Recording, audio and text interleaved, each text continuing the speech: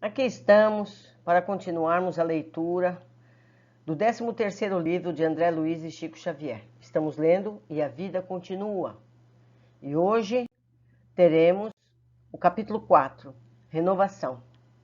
Evelina somente voltou a pensar na presença confortadora de Ernesto, o amigo desconhecido, quando o Dr. Caio Serpa, o esposo, a deixou naquele espaçoso apartamento de hospital na véspera da cirurgia, no qual se via agora ruminando estranhas reflexões. Era por demais jovem, estava quase que absolutamente convencida quanto à própria recuperação, para demorar-se em quaisquer vaticínios menos felizes. Entretanto, ali, a sós, aguardando a enfermeira, as alegações de Fantine lhe perpassaram ao cérebro, escaldando-lhe a imaginação. Sim, meditava a torturada, arrostaria grande risco. Talvez não regressasse à convivência dos seus. Se morresse, para onde iria? Quando menina, acreditava de boa fé na existência dos lugares pré-determinados de felicidade ou sofrimento, sobre os quais a antiga teologia católica regulava a posição dos homens para lá da morte. Agora, porém, com a ciência explorando as vastidões cósmicas, era bastante inteligente para perceber o tato com que o amadurecido confessor lhe falava das indispensáveis renovações que se impunham à esfera religiosa. Aprendera com ele, generoso e culto amigo, a conservar inalterável a confiança em Deus, no divino apóstolo de Jesus Cristo e no ministério inefável dos santos. Contudo, decidida a colocar à parte, no rumo da necessária revisão, todas as afirmativas da autoridade humana sobre as coisas e causas da providência divina. A ideia da morte assomou-lhe a cabeça com mais força, mas repeliu-a. Queria a saúde, a euforia orgânica, ansiava restaurar-se, viver. Deteve-se de súbito a esquadrinhar os problemas domésticos. Evidentemente, atravessava a escabrosa fase nas relações conjugais. No entanto, tinha motivos para contar com feliz reajuste. Admitia-se em plena floração dos ideais feminis. Carecia tão só de reequilíbrio físico. Recuperando-se, diligenciaria remover a outra. Transfiguraria a área afetiva de tal modo que propunha aformoseá-la, que o esposo, de certo, lhe tornaria o carinho, sem que fosse constrangida a usar azedume ou discussão. Além disso, reconhecia-se útil, devia querer a vida, disputá-la a todo preço, sentir-se prestante, não apenas para os familiares, mas também para as criaturas menos felizes. Poderia, sem dúvida, diminuir a penúria onde a penúria existisse. A lembrança, com respeito aos necessitados, sensibilizou-a. Quantos respirariam ali mesmo, perto dela, isolados uns dos outros, pelas fronteiras de alvenaria? Como não pensara nisso antes? Gastara a existência na condição de satélite de 3 pessoas, o marido, a genitora e o padrasto. Por que não reaver as próprias forças, renovar-se, viver?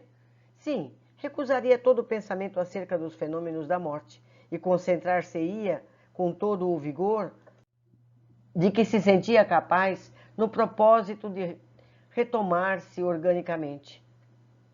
Lera muitos psicólogos e conhecera com eles a importância dos impulsos mentais. Aspirava a sarar. Repetiria isso tantas vezes quantas fosse possível, com todos os seus potenciais de força emotiva, escolhendo as palavras carregadas de energia que lhe pudessem definir com mais segurança os estados de alma. Ah, disse pensando de si para si, nesse sentido oraria também. Formulada essa ideia, esbarrou de chofre com a imagem de Jesus crucificado, a pender de parede próxima, e arrancou-se para ela. Contemplou o rosto sublime que o artista modelara com sentimento profundo e, cruzando as mãos sobre o peito, falou mais com a voz do coração do que com os lábios. Senhor, compadece-te de mim. Nisso, porém, ao fitar aquela cabeça coroada de espinhos e aqueles braços pregados ao lenho do sacrifício, pareceu-lhe que o Cristo estimava surgir na memória das criaturas naquela figura de dor para lembrar-lhes da fatalidade da morte.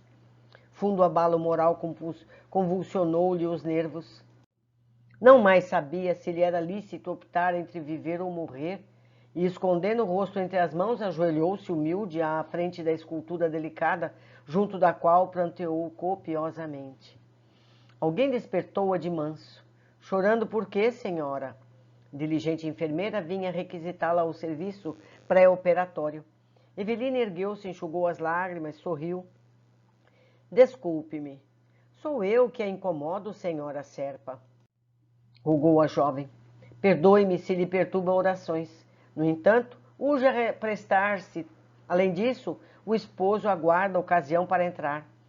A doente obedeceu, ausentando-se do quarto por algum tempo e retornando logo após. O marido esperava, folheando os jornais do dia. Então, bisbilhotou ele, fingindo-se bem-humorado. Agora o salão de beleza, amanhã o retorno à saúde. A voz do Dr. Serpa evidenciava energia e brandura simultâneas. Advogado jovem, mas experimentando as relações públicas, sabia maneiras estudadas. Conquanto simpáticas, autêntico representante do top social, não se lhe notara o menor desalinho. Justo, porém, dizer que o moço, causídico, se trancava no imo do ser, esforçando-se por manter culta a afeição enigmática da própria alma. Não estava ali na estampa física, tal qual se mostrava por dentro. Não era tão somente um homem natural, simplesmente um homem natural em cujo caráter o verniz acadêmico não conseguia extinguir de todo os resíduos da animalidade, compreensíveis em todas as criaturas da terra, ainda puramente naturais e humanas. Além disso, aos nossos olhos espirituais, patenteava sombrias inquietações. Depois das primeiras palavras, quentes de ternura, abeirou-se da esposa e osculou-lhe os cabelos. Ela não dissimulou a própria alegria e conversaram em suave transbordamento afetivo. Evelina reafirmou com os lábios a certeza da recuperação próxima, enquanto ele dava notícias. Os sogros, em seu sítio no sul, esperavam boas novas da operação, e eles viriam ao encontro oportunamente, com certeza. Não chegariam de imediato, evitando alarme. Queriam dar à filha querida a convicção de que se achavam tranquilos quanto ao tratamento em curso. E Caio desdobrava-se outros informes. Ouvir amigos médicos, realizar interessantes estudos em torno da intervenção na suprarrenal. Quanto ao caso dela, Evelina, o cirurgião estava otimista, que lhes faltava agora senão o êxito com a bênção de Deus. Regozijou-se a enferma ao registrar-lhe a expressão bênção de Deus. Algo de novo estaria surgindo naquele estimado ateu de 30 anos? Monologava no íntimo. Caio se lhe afigurava ali mais atencioso, diferente, simples de coração, não percebia que ele disfarçava. Serpa emitia comunicações imaginárias. O médico da família, tanto quanto o cirurgião, nada garantiam além de uma operação exploratória, com reduzidas esperanças de êxito. O próprio cardiologista, devidamente consultado, quase que desaconselhava o tentame, e só não o fazia porque a moça avançava, a passos largos, para a morte. De que valeria obstar uma providência que talvez a salvasse?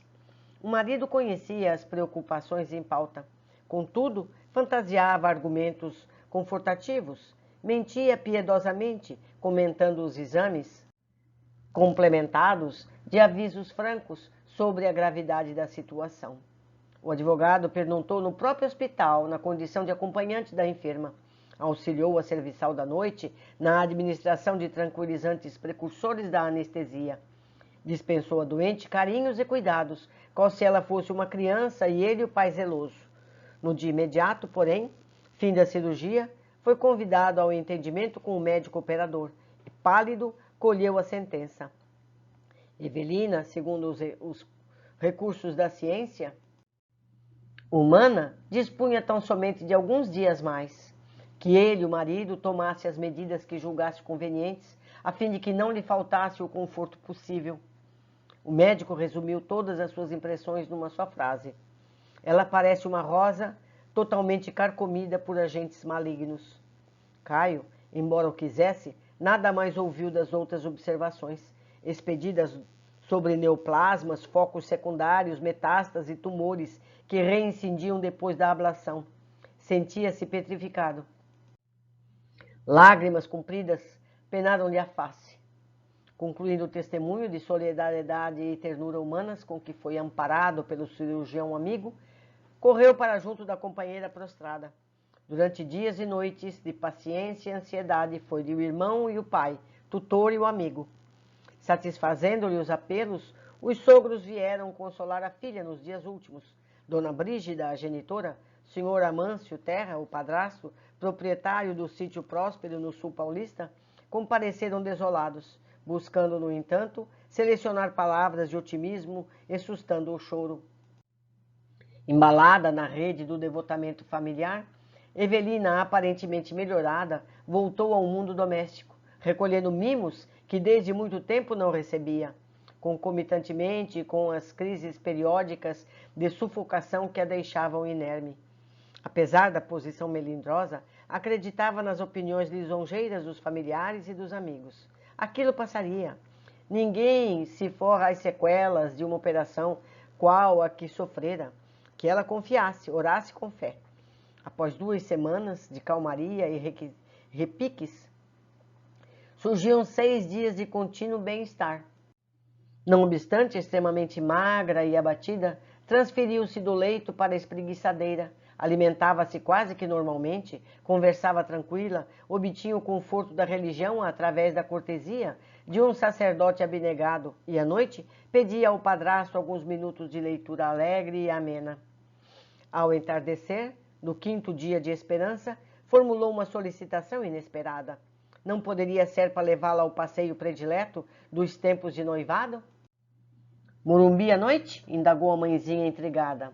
Evelina justificou-se. Queria ver a cidade faiscante de luzes ao longe. Os olhos tinham saudade do céu estrelado. Caio telefonou ao médico e o médico acedeu. Mas, algum tempo, aflito por satisfazê-la, o marido arrancou o carro à garagem para logo após tomá-la de encontro ao peito, qual se carregasse uma leve menina. Acomodou ao lado dele, prescindiu da companhia dos sogros e partiram.